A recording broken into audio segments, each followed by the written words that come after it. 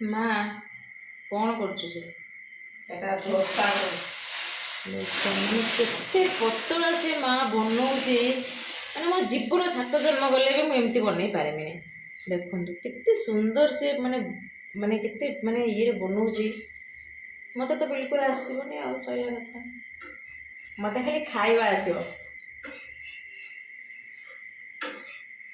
ନା ତ ଆଣ ନେଇକି ଦେଇଦେବୁ ଆଉ ଅନ୍ୟ ବୋଲି।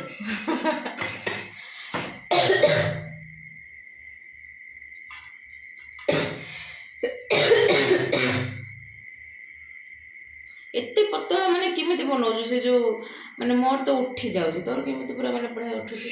କେମିତି ବନଉଛି?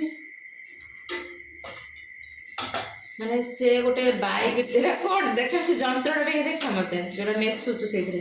କଣ୍ଟା ବାଇଗଣ ବାଇଗଣ ମୁଣ୍ଡିକି ତାକୁ ତେଲ ନେସୁଛି ମା। ତେଲ ନେସିକି ତାପରେ ଢାଳିବ ଆଣ।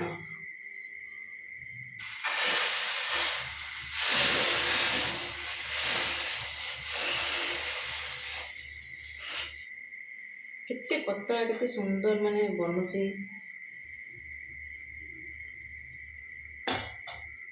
ଯେଉଁମାନେ ବି ଖାଇବେ ଜଲ୍ଦି ଜଲ୍ଦି ପଳେଇ ଆସନ୍ତୁ।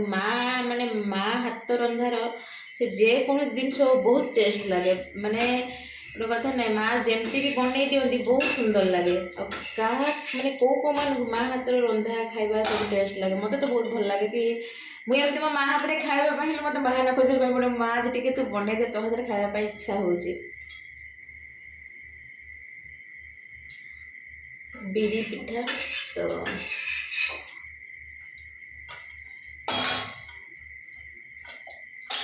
ଠିକ୍ ଅଛି, ମୋ ପାଇଁ ହେଲା ନାହିଁ, ମା ପାଇଁ ନିଶ୍ଚୟ। ଯେଉଁମାନେ ମା ମାନେ ଭଲ ପାଉଥିବେ, ମା ହାତ ରନ୍ଧାକୁ ଭଲ ପାଉଥିବେ, ନିଶ୍ଚୟ ମା ପାଇଁ ଗୋଟେ ଲାଇକ୍ କମେଣ୍ଟ ସେୟାର କରିବେ।